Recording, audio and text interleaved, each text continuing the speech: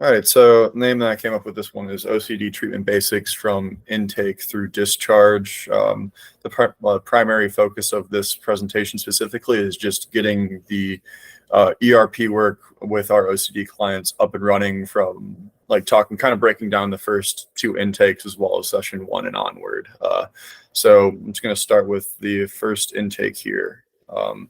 The big three points that at least I implement during the first intake with clients that either have a previously diagnosed or suspected OCD symptoms or presentation is completing the Y box assessment, some quick psychoeducation surrounding presenting subtype or subtypes that they may have of OCD, as well as talking about CBT's theory of the cycle of OCD. So getting started with the Y box, that is obviously Yale Brown Obsessive Compulsive Scale. It is our go-to basic assessment tool for discussing OCD and diagnosing the severity of it. So it is a 10-question inventory that assesses the severity.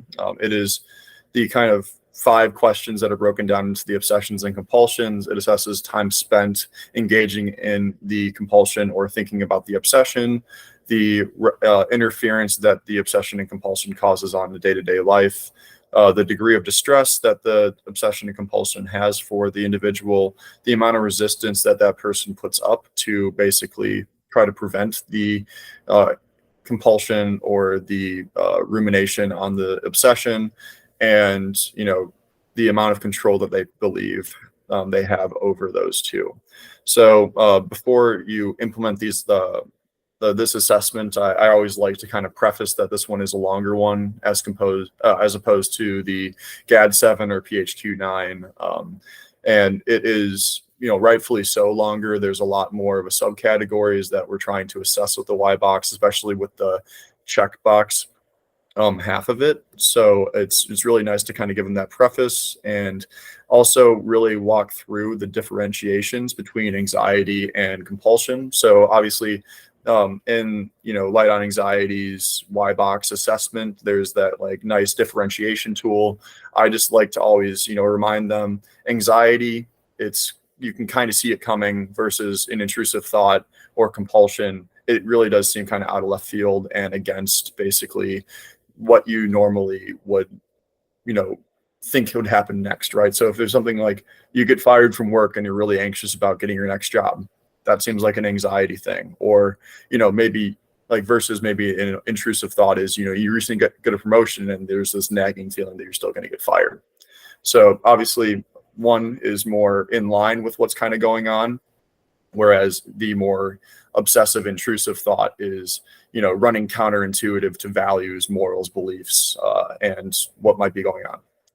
So I honestly think that this is probably the most important aspect of it. Obviously, the first 10 questions for the first 5 for obsessions and compulsions assesses the severity, but this is this checkbox part for intrusive thoughts and the compulsions subsequently after that really opens both the awareness of the client and clinician into what might all be going on here. So for example, they might be totally focused on one aspect of what might be going on with them. So like, for example, they might be coming to us for harm OCD, but there is some other potential intrusive thoughts going on in the background that might not be as relevant for them, but are still there, obviously, and we want to treat them. So this kind of breaks down OCD into the common subcategories, whether it be aggressive, contamination, hoarding, sexual, what have you. And this is a really good tool to help direct future exposures, as well as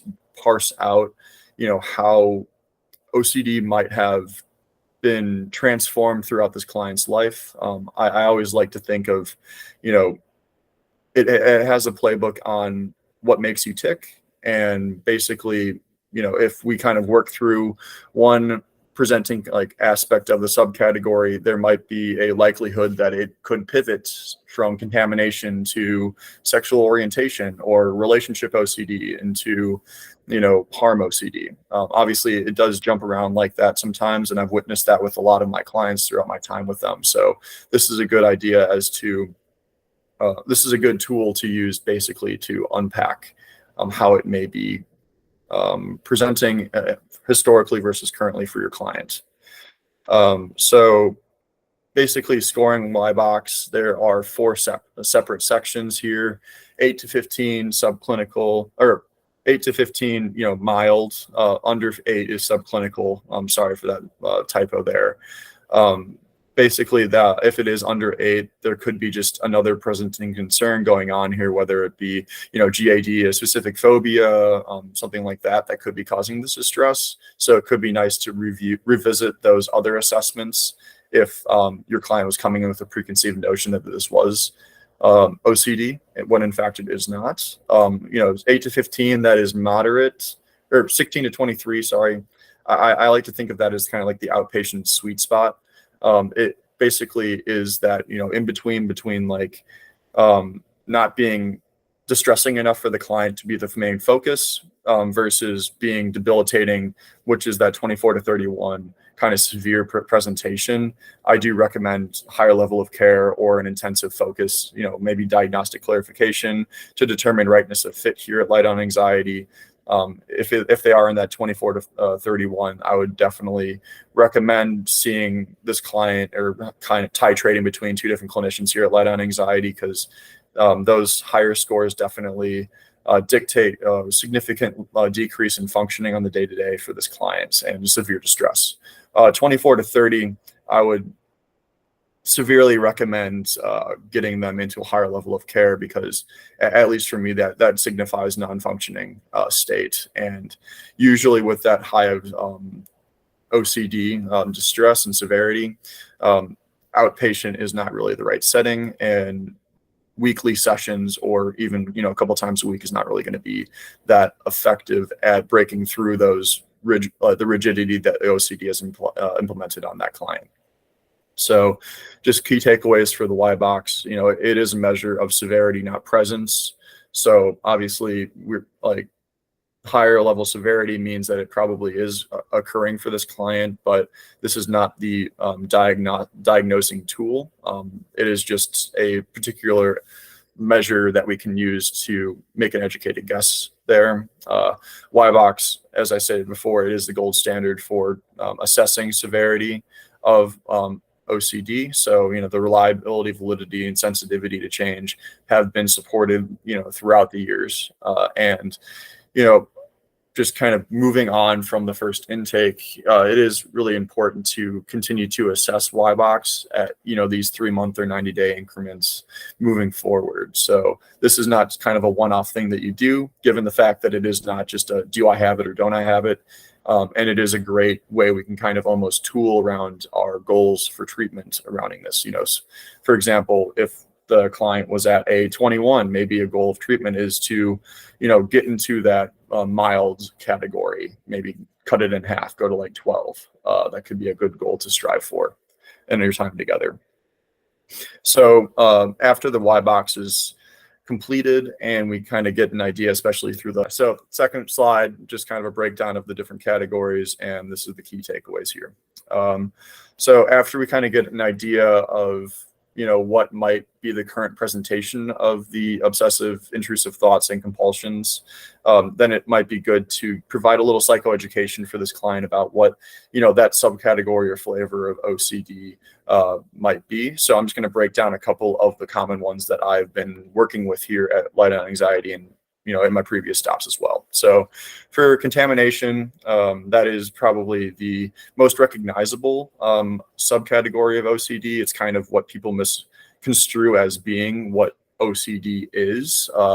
But in fact, it is just a subcategory like every other. Some common obsessions, are fear of becoming contaminated by either touching, being in the presence of, or even emotionally contaminating yourself by certain places, people, or things. Another kind of common fear there is, with you being contaminated, you are spreading it to your loved ones thereafter.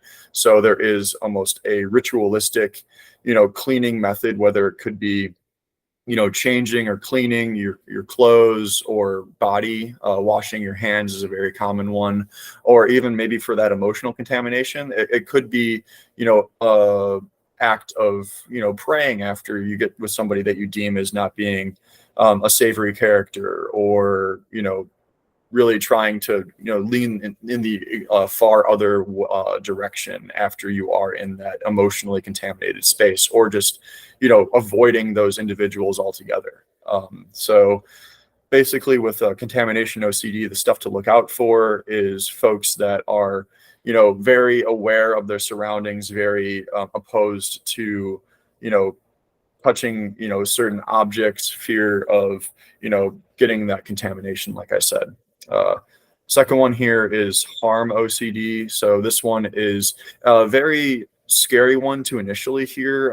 You're going to see a lot of people, especially with the CSSRS diagnosis, or um, uh, basically scale that we've put for the intake.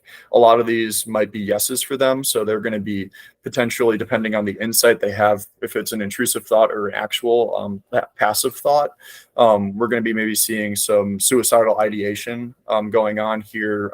The main differentiation between harm OCD and maybe just actual SI or self-harm would be with OCD, again, it is going to be running contrary to their beliefs. So these thoughts are going to be extremely scary and distressing for these individuals, as opposed to maybe a more passive, apathetic, or, curious perspective when these thoughts come up for folks that might be suffering from true suicidal ideation.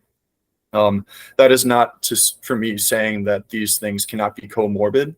Obviously, there are folks that have maybe the lack of insight to determine whether or not it is an intrusive thought. So that could actually have them carry out, actually making a plan, actually following through and acting on harming themselves or trying to take their life. But the main difference here would be it is definitely a fear. It's fear-based instead of more curiosity or apathy-based. So some common obsessions here. You're definitely scared of losing control or hurting yourself or others. So basically that is the initial kernel of doubt of like, am I fully in control of my body, starts to just metastasize to the rest of how you feel about your, carrying yourself from on a day-to-day basis. So compulsions, compulsively checking to confirm that they haven't hurt themselves or others, just avoiding, dangerous items. So, we're asking other people to cut vegetables for us. We are avoiding taking the L because we feel like we might get overcome by a thought to jump on the tracks. You might even be, house ridden because we are afraid that we might, jump off our balcony, or jump into the middle of the streets. It's just this common fear that we are not fully in control of our body, and our thoughts could eventually push us over the edge, basically. So a couple other ones here. We have sexual orientation. So this is another one that kind of starts with a kernel of doubt, whether it is a somatic sensation, a thought, a behavior that basically has us start questioning whether or not our sexual orientation that we've had throughout our life is actually the one that we adhere to. Basically, this is a difficult one to diagnose, similarly to harm OCD, in the sense that it requires a lot of communication, and usually clinicians, at least for myself, I don't feel comfortable making that knee-jerk diagnosis or discussion if you don't fully know your client. So this one might come out a little bit later throughout our treatment with the clients, and basically, we need to make sure that we are not trying to, paint, somebody's sexual preferences as bad, as long as they basically make it feel like this is something that is directly running counter to how they perceive themselves for so long, and they are fearful of these thoughts. So compulsions for this, avoidance. I've had clients, avoid watching heterosexual pornography because they are afraid that their eyes might, like move like naturally towards the their same sex, or they might avoid going to the gym because of the locker room mentality there, or basically just any other kind of checking about physical arousal when they are around this feared sexual preference, maybe even just a fear of having their body kind of subtly move towards or present in a certain way that could elicit interest in the feared orientation. So moving on to relationship OCD, this is a more new diagnosis because it is fairly difficult to parse out relationship anxiety versus ROCD. Again, anxiety that is pretty, like you can see it coming, right? If you get in a lot of fights and are anxious that you're going to get into another fight, that maybe sounds more like an anxious thought. Whereas if you are, maybe the random person on the street or a best friend were to be like, oh, this couple is rock solid, and this person is still very anxious or has doubts about the validity of the relationship, that could be more ROCD.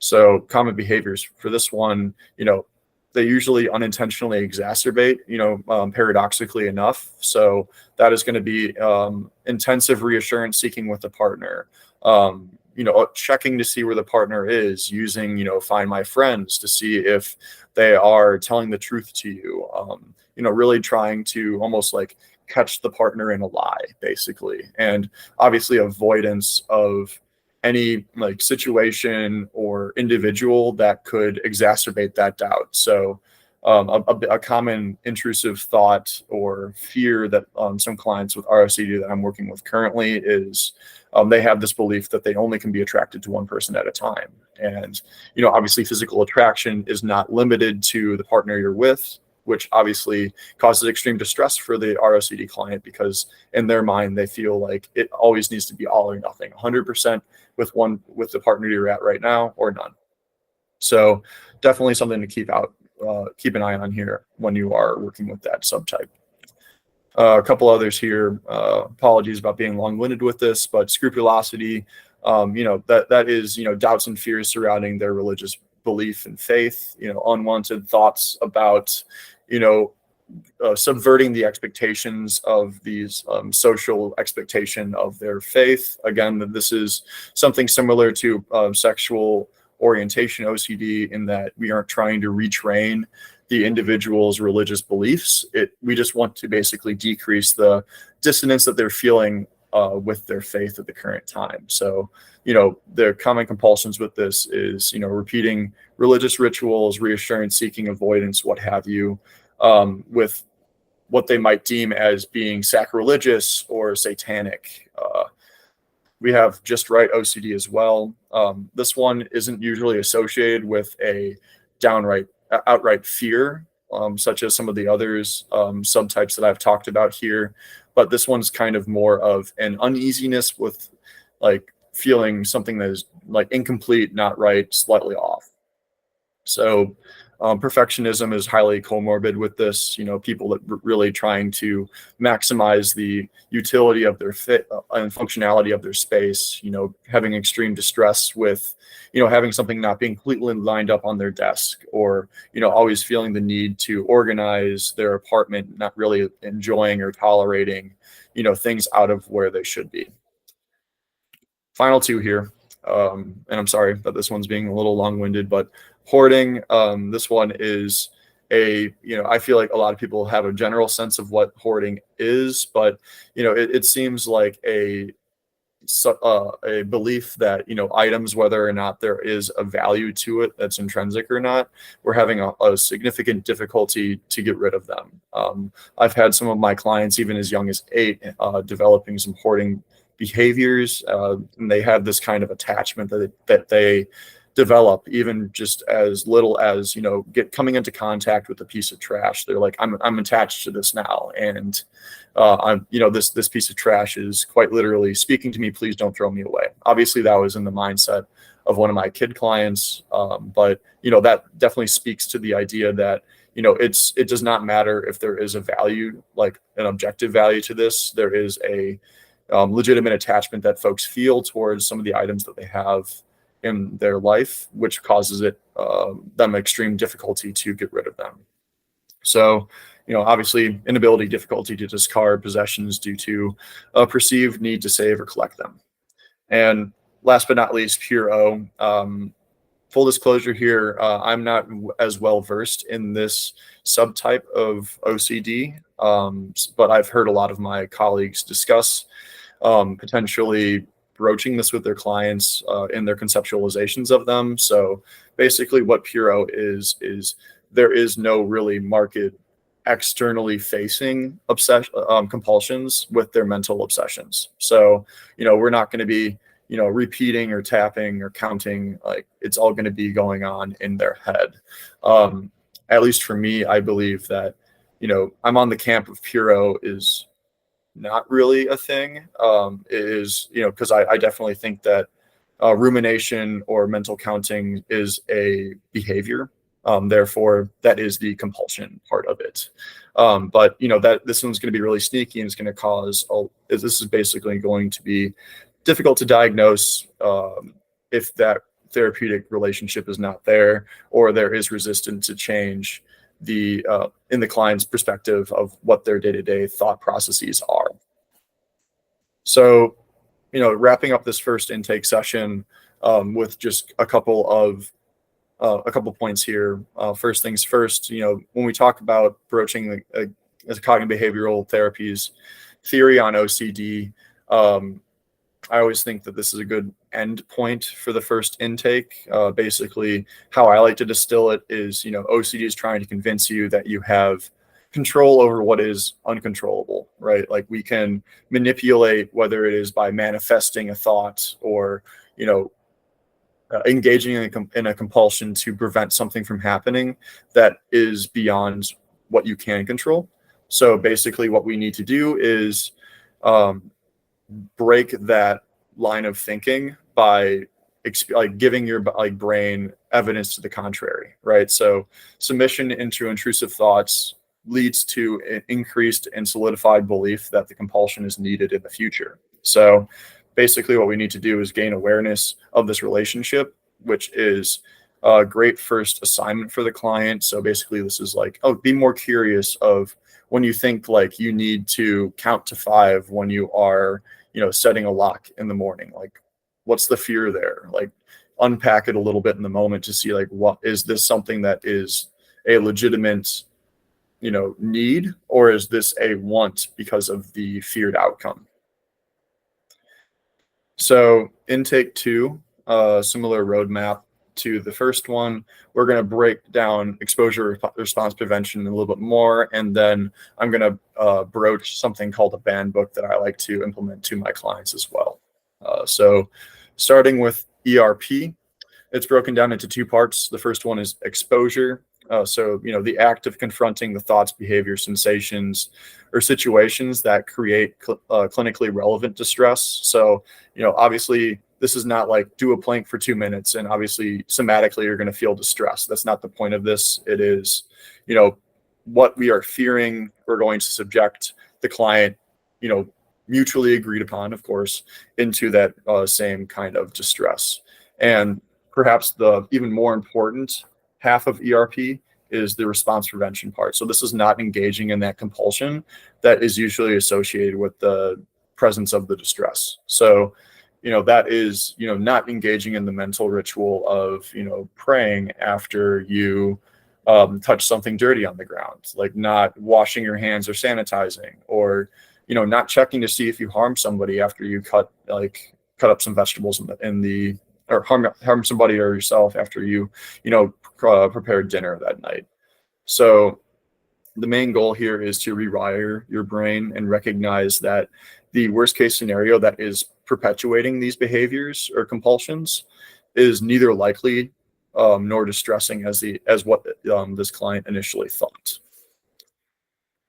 So 3 different types of exposures that I implement with my clients: in vivo, imaginal, and interoceptive. In vivo, that is the behavioral exposures. That is basically do the thing that you're avoiding. I know that is pretty reductionistic of my, but I always kind of like to make it a little more tongue in cheek. So, if we find ourselves avoiding walking down a particular street, let's bring it up with our client. Okay, what's wrong with the street? What's going on here? What's the feared outcome if you do walk down the street? And then maybe, get your client to a place where they feel more, okay with confronting that fear with behaviorally walking down the street. Imaginal exposures, these are the cognitive ones, the mental ones. So think about the thing that you're avoiding to think about. If we are fearful of, manifesting, my relationship will not last if there's some ROCD going on. Maybe an imaginal exposure is to quite literally say that out loud, is I don't want my relationship to last. Um, Similarly to the in vivo behavioral exposures, this is basically going to destigmatize the relationship between, um, you know, my thoughts and actions, or like something called thought action fusion, or somebody not being able to differentiate, thoughts from having a direct impact on what they are behaviorally doing. And finally, we have interoceptive exposures. So these are the somatic exposures, aka feel the thing you really hate to feel. This is really good for if there's any kind of bodily reaction to a person, place, since like events, or what have you. Basically, there is ways that we can kind of artificially create this uncomfortable feeling. So if somebody is avoiding going on the L because they don't like to get dizzy or whatever, we have them potentially spin in a chair for 30 seconds and then stand up. Basically, again, this helps like decrease the amount of anticipatory distress in feeling this feeling. So hypothetically, the further along we get on the hierarchy and with ERP, the the less intense our like clients' aversion towards those stimuli will be. So broaching ERP to kids, um, not saying that with adults is not a collaborative, but this is uh, definitely time for there to be a conversation between the client therapist and the client's family. It's really important to gain buy-in with the client themselves, via like values work. For example, like I know that you really like to play baseball, but it seems like some of these yucky feelings you're having during the moment is making it a little harder for you. So what do you think about, doing some brave tasks to overcome that yucky feeling so that you can actually go back to doing what you want to do? Another thing is, decreasing the accommodation behaviors of both parent or any other individuals in that client's life. It's extremely common for parents not to want their kid to be in distress, no duh. But sometimes for some intrusive thoughts and compulsions, that actually is perpetuating the issue. Something I'll be talking a little bit further on in this PowerPoint, but it's great to kind of have a conversation with the parents themselves alone to basically notice like what could be some behaviors that the parents are doing to exacerbate these symptoms.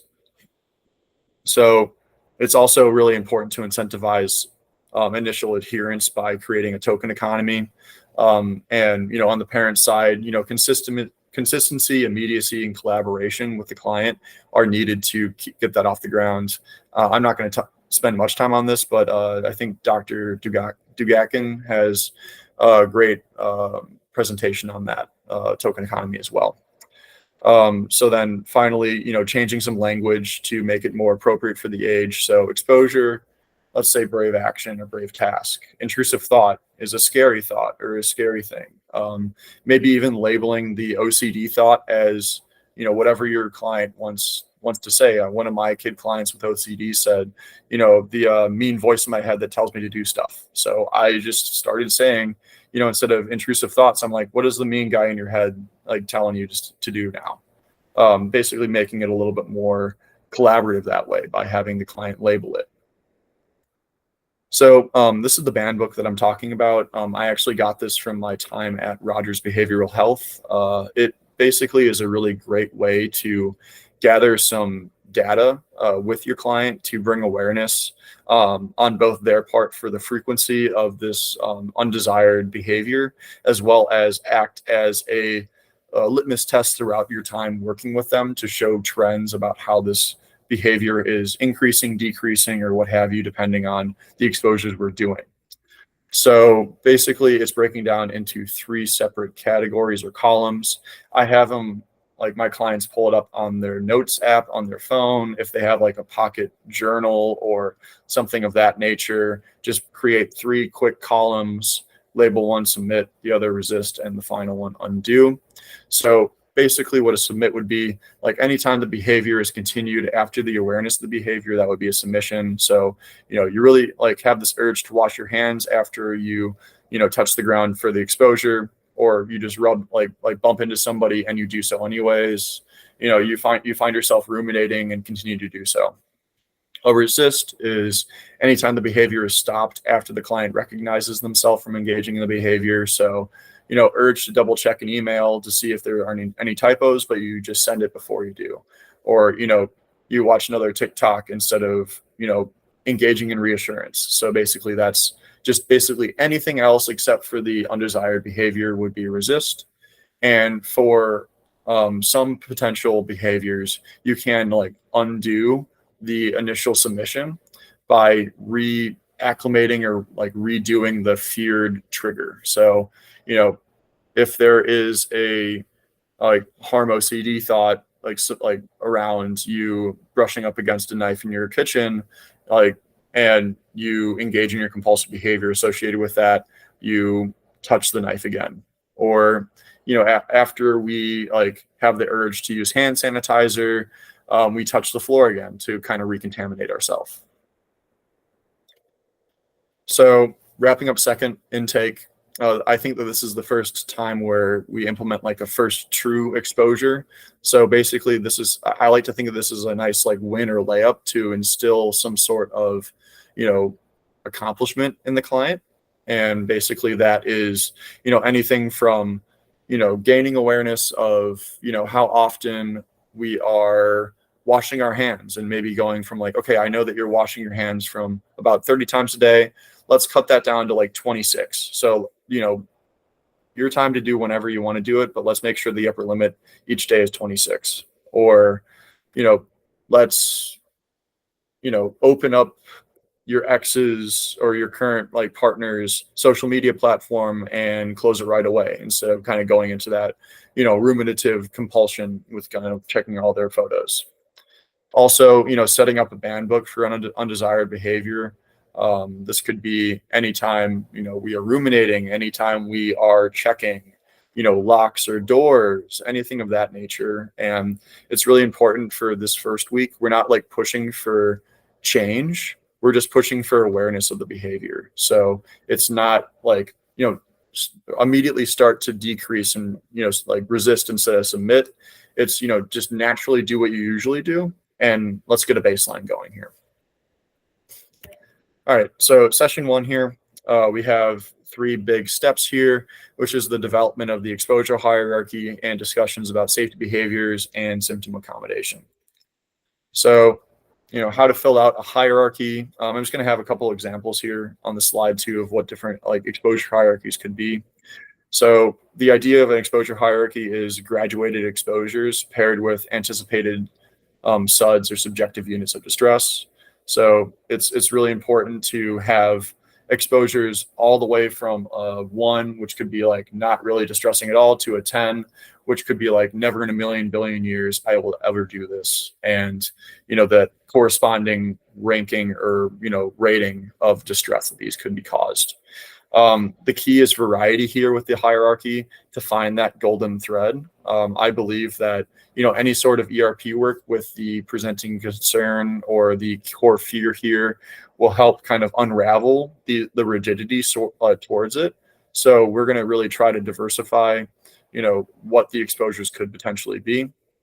In terms of implementation of an exposure, I like to do about 5 to 10 reps a day. I know that sounds like a lot. So I prefer quality reps over quantity of exposures. So I'm thinking anywhere from like 2 to 4, depending on the buy-in from the client, and get 5 to 10 repetitions of those exposures a day. And it's really important to praise progress and also remind the client that growth is not linear. There probably will be harder weeks. There will probably be easier weeks where we feel like we can progress. But especially with developing a hierarchy, I feel like it's most comfortable to go to the next level of distress when the exposure we're currently on is halved in peak distress. So if we start out at a 5 out of 10 with saying, I want my partner to leave me, we're not moving on from that until it's a 2 consistently, and so on. So actually filling out the hierarchy, I like to think of 3 ways to do so: frequency, duration, and approximation. So frequency, like the hand washing, if we're at 25 hand washes a day, let's cut it down to 10, 20. Duration, if we're washing our hands for 10 minutes, let's cut it to 8. And approximation, if we feel like we can't stop hand washing, why don't we substitute some of those for, using hand sanitizer instead? So those are kind of 3 separate, subcategories that I like to, use when I am building out this hierarchy with the client. And, when I am discussing this with my client, it is very collaborative. I almost like to make it kind of a game with them where, we're both shouting out like, oh, what could be some exposures here? And it adds some insight on, what the client's perspective of their OCD is and their awareness. Sometimes I'm met with like a, oh, hell no kind of face. And I think that those are pretty fun because, that's still going on the list, but maybe it'd be higher. And, back to the previous slide when I was talking about praising growth and progress, maybe a couple of weeks down the line, some of those, oh, hell no, type of exposures, the clients are consistently doing and getting through. So that's really good to remind them, being like, hey, 2 weeks ago, this was never in a million years. And now, sure, it's difficult, but we're still doing it. So that shows growth right there. And then it's really quantifiable. And it's a really good incentivizer as to continue the buy-in for the client. So safety behavior. Obviously, this is very similar to compulsions, in my opinion. But basically what safety behaviors are is any way that our client is kind of being sneaky, obviously objective or not, it could be below their awareness, but anything that is accompanied by an exposure and obsession to basically relieve that distress instead of just sitting with it. So I kind of made a 2-path here. So if the client engages in a safety behavior, let's just say they, mentally pray for 5 seconds after, the imaginal exposure of, I want to go to hell, right? They ask their God for forgiveness. That is externalizing their belief in regulating their distress while reinforcing that perceived need to do that in the future, which really is undermining the response prevention piece of ERP. So it's really important to broach this topic with the client and just be honest with them, being like, hey, if you're noticing any thoughts, feelings, behaviors that are accompanying our exposures or your exposures at home, please tell me so we can talk about whether or not that is exacerbating progress or not. So conversely, if we are resisting safety behaviors, we are improving the client's belief that they can regulate themselves without adding an external thing, as well as, the extinction of the compulsions or the safety behavior over time and the decrease of the relative anticipatory distress of the intrusive thought. So overall, long story short, safety behaviors are extremely sneaky because they might be not totally apparent at first, but it is extremely important to move through treatment and continually ask and be aware of how your client is approaching exposures to potentially call out some of these roadblocks to progress. So I know that we are a little short on time, but if you want to kind of go back on here, here are a couple of examples of spotting the safety behavior, quick little game. But these are all safety behaviors that my clients currently are doing, and they are really good at being sneaky about them. But I'm going to keep moving on here. So finally, for cycle of accommodation here, this is an important conversation to both discuss with the client themselves, and if the client is a minor, talking with the parents as well. So I'm just going to walk you through how accommodation keeps the intensity and distress of the intrusive thoughts going. So, we start off just, there is an intrusive thought that pops into the client's head. This could be a triggering event, thought, feeling, behavior, anything of the above. Obviously, what that, distressing thought is going to do is going to increase distress. That is a natural reaction that everybody has when confronted with real, legitimate, or, believed, maybe, not as legitimate, types of, threats. And, what happens after this point is the client seeks reassurance and in the form of accommodation. So they, you know, believe that they cannot overcome this distress by themselves. And, because of that, they need to basically go seek help to help regulate themselves. And what this does is it does help. It does temporarily help, I'll say. And, I like to think of it as adaptive, but not functional. And what I mean is, obviously we're trying to, relieve this distress in the long run, but the client is kind of, cutting a couple bases here and sitting with that distress just to feel better in the moment. But, it's not functional in the sense that we aren't really confronting the core trigger. We are just relieving the subsequent distress. So, because of this, allowing other people to, relieve the trigger, the cycle continues. And, this also happens with the therapist and the client. So these are some kind of helpful, information versus reassurance seekers, types of behaviors that my clients have definitely done to me and will continue to do so, even though I do point out this cycle of reassurance to them. So, the idea of information seekers, I like to think of it as kind of like assurance versus reassurance. So, they're asking questions. They're, trying to be informed. They are accepting the answers provided. Whereas reassurance seekers might be asking the same question repeatedly, maybe challenging the answer or arguing, pushing back with me, or, they ask questions to kind of get out of that distress like I was talking about. So, this cycle of accommodation is not only with those people in the client's social support network, but also with the clinicians that are working with them.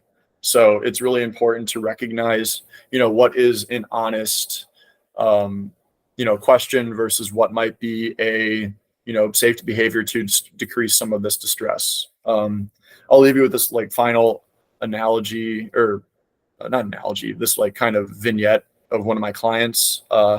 He was, I really thought that he was being diligent and really bought into treatment. Like he was coming like prepared every single day with like a notes app of the talking points he wanted to have, and everything that he like really resonated with, he would be like writing down with him and be like, yeah, I love that. I love that. And I'm like, at first I'm like, hell yeah, I'm doing a good job here. Like I'm really resonating with this guy. But, over time I recognize that this is a byproduct of my client's fear to say the right thing, as well as intrusive fear to remember. So, I eventually was challenging him, being like, hey, let's put the notepad down and be present with me, and not really, typing everything I'm saying, because, it's great that it's resonating with you right now, but I also believe in your memory, and you'll be able to, keep these things to heart over time. And at first my client, begrudgingly did this, and he was noticeably more anxious during the session, but over time he, left the notes app, unwritten, and the notepad at home. And it became a lot more confident in his own ability to basically go through our sessions and say what he needed to say and remember what he needed to remember. So with that, wrapping up this first session, this is when ERP begins in earnest. It's a good time to calibrate like how much homework is the sweet spot. Like I said earlier, like some clients like to really get like loaded up with exposures, especially at the beginning. But I also want to talk about like the long-term tenability of adhering to this, especially with the 5 to 10 like gold standard sweet spot of, daily repetitions of these exposures. So, I like to kind of start with maybe like 2 to 3 exposures this first week between session 1 and 2. And, for the anticipated SUDs, I like to start from 4 to 7, maybe 1 at 4, then 5, and then 7, something like that. And, it's also okay if these exposures are higher or lower than anticipated. It just makes us have a more accurate hierarchy down the line. And also continue to maintain that band book for undesired behavior. I know that I said the first week is about just gaining awareness. The second week is when I start challenging my clients to maybe make that breakdown of submissions to resists a little bit more weighted towards resistance. So are there any questions that you all have? I have a question. When you redo the Y box, do you always do the full Y box with the obsessions and compulsion checklist, or just like the upfront 10 questions? Yeah, Because I normally just do I was just thinking, like, I normally do just the upfront part unless it feels like there may be new obsessions or compulsions that we didn't get to. So I was wondering how you do it. Yeah, I guess I just kind of am by the book and do all of it, which obviously takes a lot longer. But I definitely recognize that it does take a long time out of a session. So I don't think that that's inherently bad because, throughout those 90 days, you are just being aware of the obsessions and compulsions that your client has, and that's in the note to begin with. And usually the checkbox is just, like I said, to just kind of recognize maybe unintended or like unaware types of intrusive thoughts or compulsions that your client might be having. So, I can definitely see the merit on both sides, especially if you're trying to really cram in a lot of stuff during the session. Just the 10 questions might be good. Yeah, well, I'm gonna, for moving forward, be a little bit more by the book because I think it is smart and the discipline to do that because people might start to realize, well, I guess that is an obsession that I have. So their relationship with their OCD is gonna evolve. So I think sometimes I may try to cut a corner that it's really not always worth it. So thank you for that reminder. I think it's good to be by the books more. Thank you, Jack. And even like inverse too, like some people that I've diagnosed with OCD or have had that previous diagnosis just kind of like throw everything into, oh, it's an intrusive thought. Whereas some of it might be anxiety based, which is a totally different, approach towards working with it.